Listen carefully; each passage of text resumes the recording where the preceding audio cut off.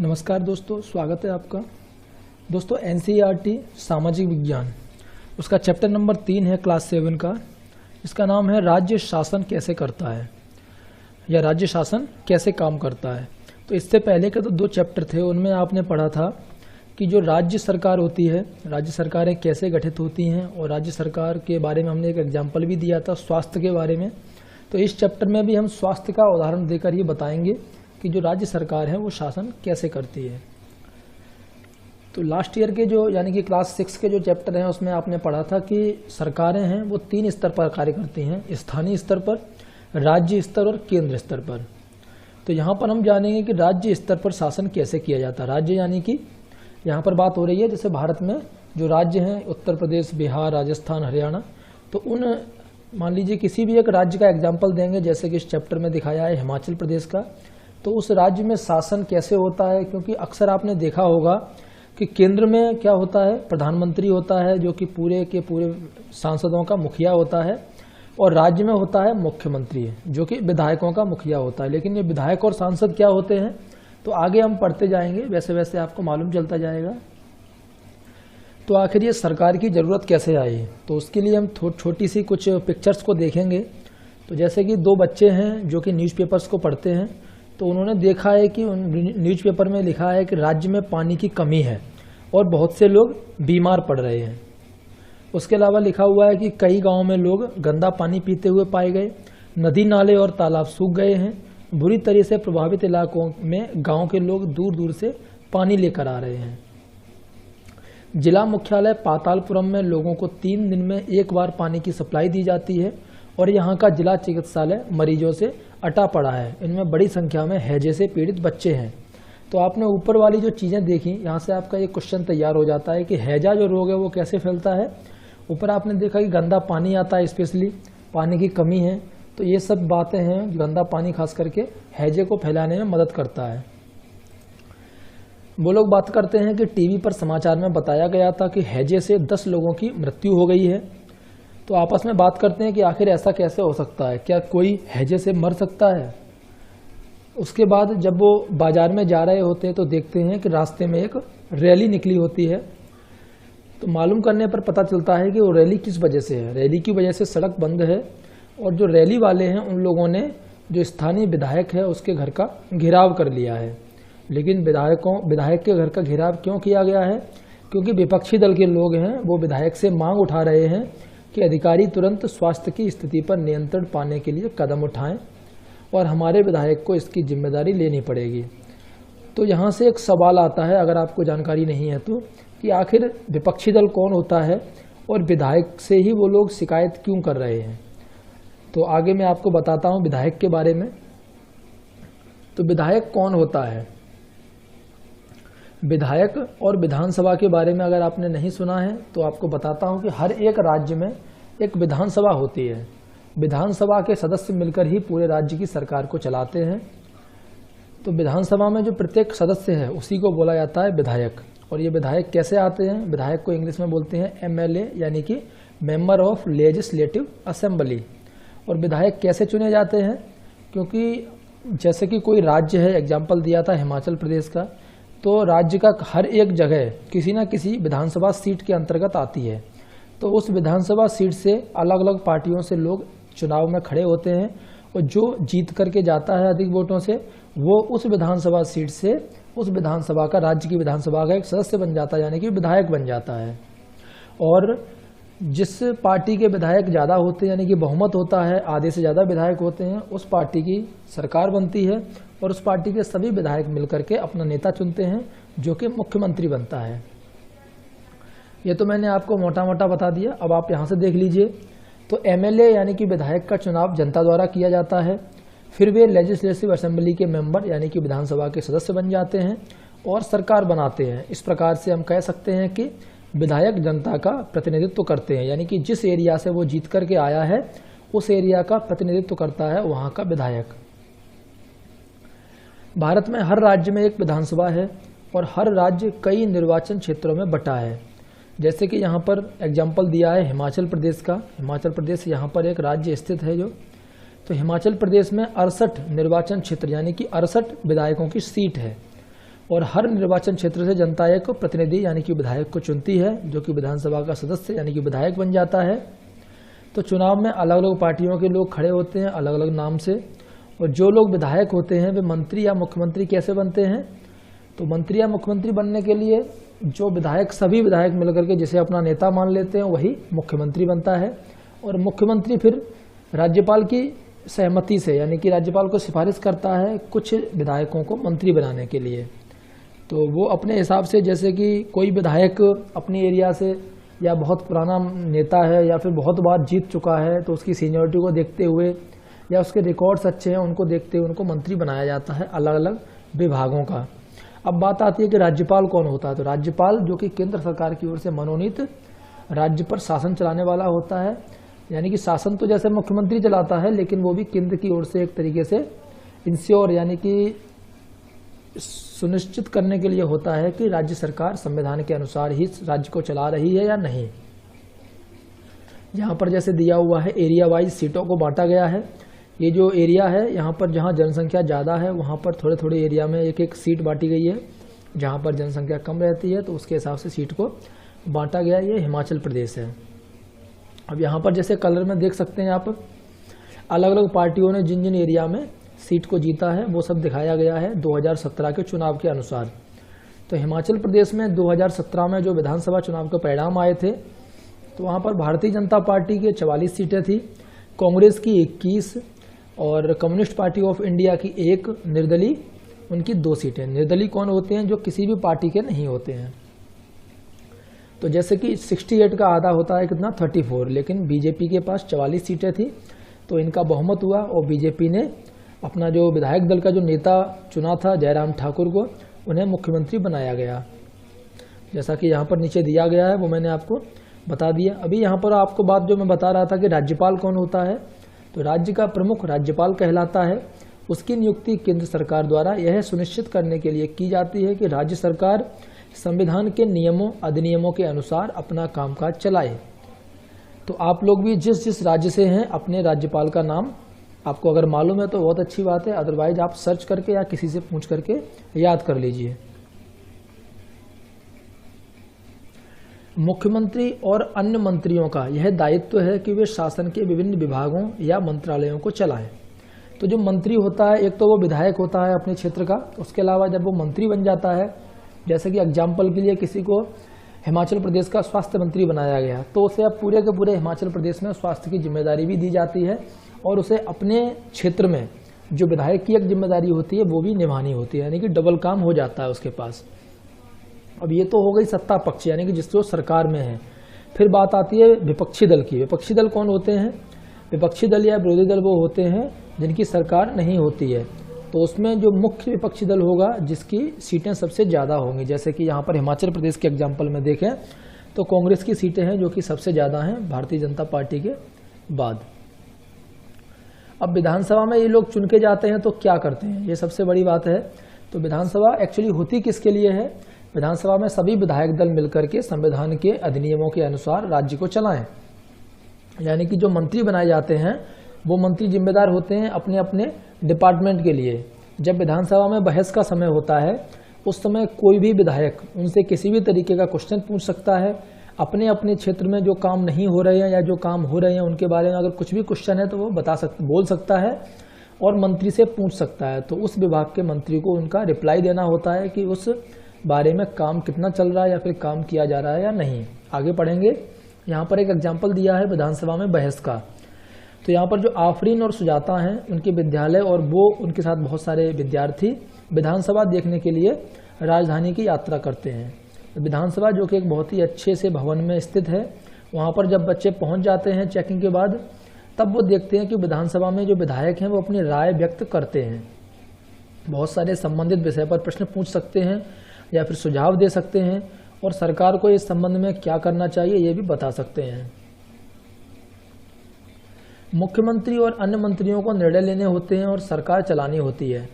तो हम अक्सर उन निर्णयों के बारे में सुनते हैं या फिर समाचार चैनल और समाचार पत्र में भी उन्हें हम देखते हैं कि जो निर्णय सरकार लेती है। तो सरकार वो निर्णय इसी वजह से लेती है कि जब चर्चा होती है तो अलग अलग जगह से जो समस्याएं आती हैं तो उनके समाधान के लिए वो नियम बनाए जाते हैं।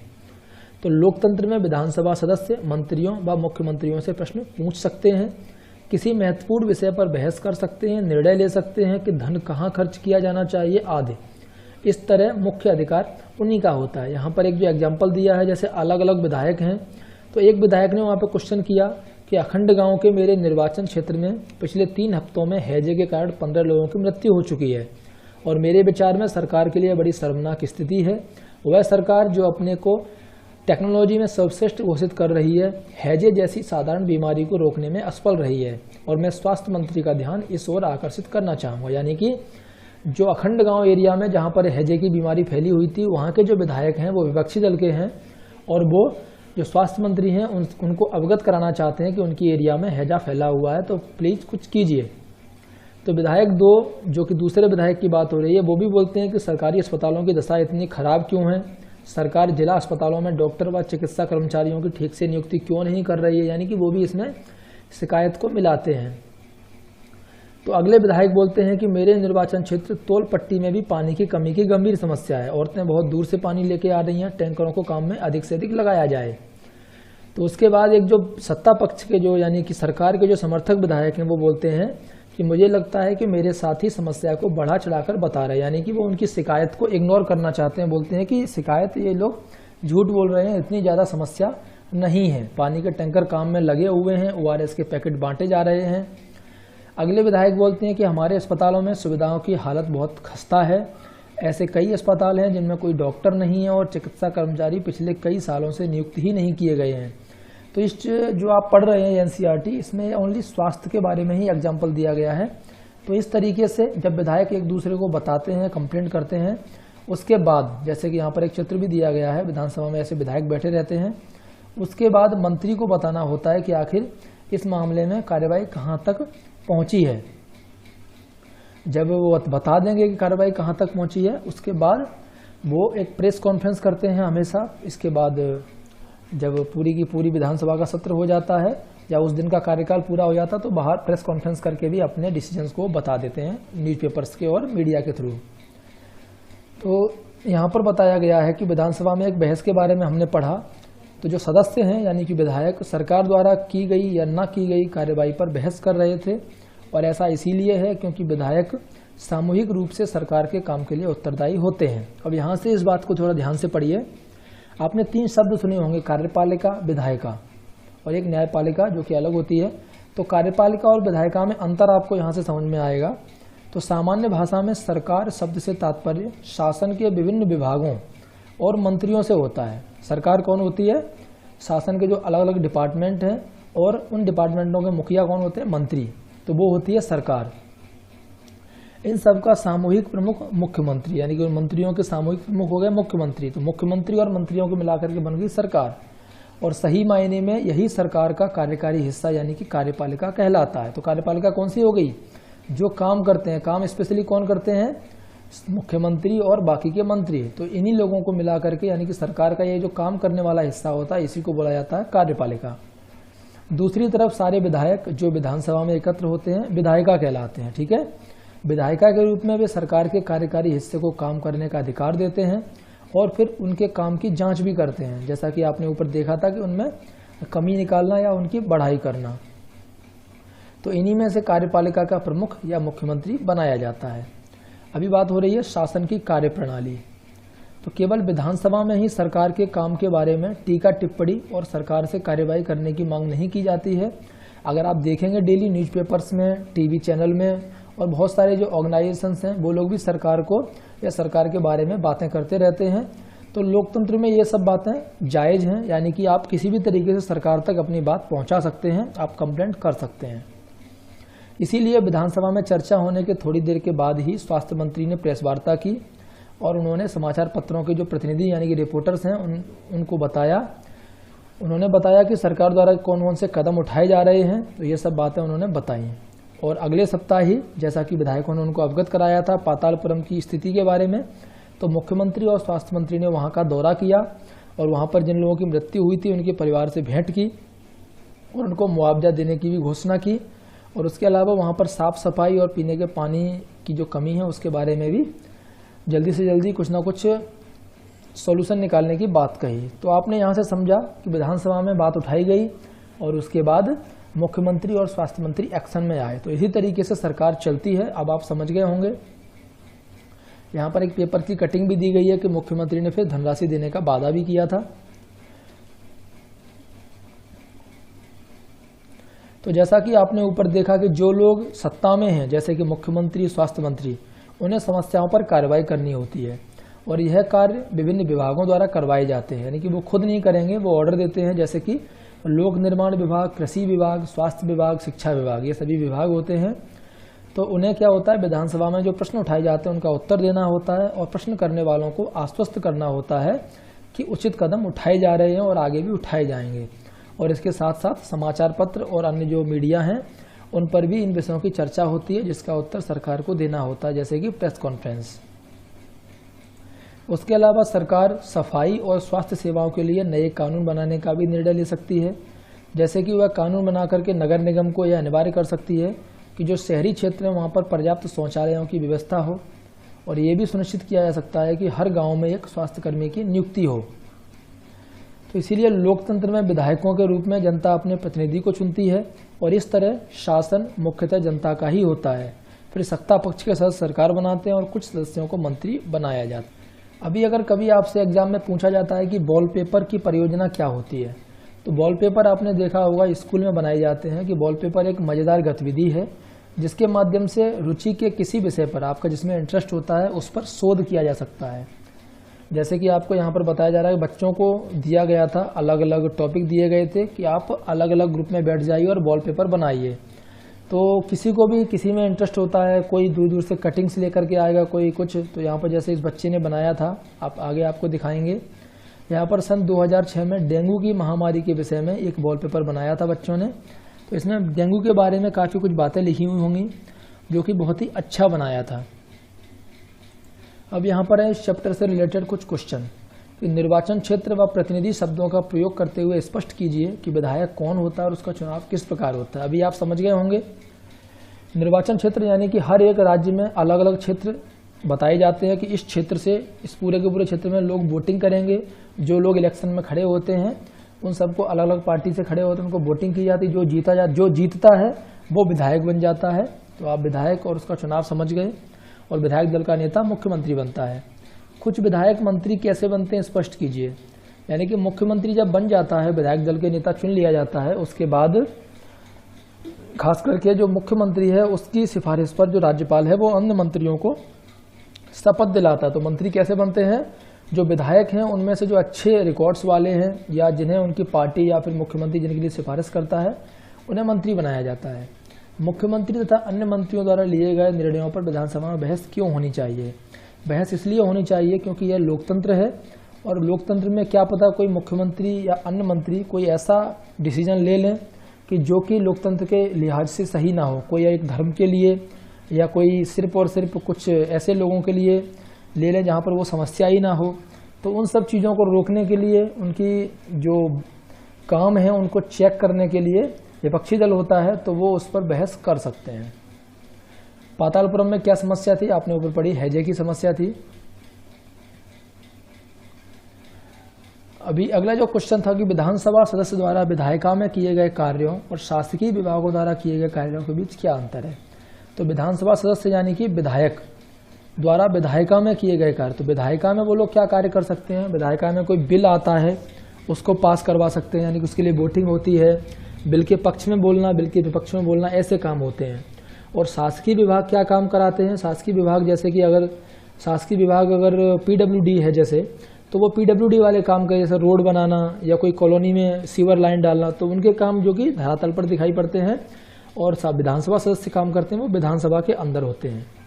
अभी यहाँ पर कुछ जो ऐसे ऐसे शब्द आए थे उनके बारे में आपको मालूम तो है। निर्वाचन क्षेत्र जहाँ पर इलेक्शन होता है, बहुमत यानी कि आधे से ज़्यादा से लोग जिसके पक्ष में होते हैं अगर बहुमत होता है, विरोधी पक्ष जिनकी सरकार नहीं होती है, प्रेस वार्ता यानी कि मीडिया से जब बहुत सारे पत्रकार बैठ करके बात करते हैं। तो ये चैप्टर नंबर 3 था कि शासन कैसे चलता है राज्य सरकार का। स्वास्थ्य का उदाहरण दे करके आपको समझाया कि शासन कैसे चलता है। इसी तरीके से राज्य सरकार अन्य विभागों को भी चलाती है, चाहे वो कोई सा भी विभाग हो, कृषि विभाग हो या फिर दूसरे जो विभाग हैं, बिजली विभाग हो, सभी ऐसे ही चलते हैं। उनके बारे में चर्चा होती है, समस्या सुनी जाती हैं और बाद में उनका निराकरण होता है, मीडिया में बात आती है। आपको चैप्टर से कोई भी समस्या होती है कमेंट करके आप पूछ सकते हैं। इसके बाद का जो अगला चैप्टर है वो हम अगले वीडियो में पढ़ेंगे। धन्यवाद दोस्तों।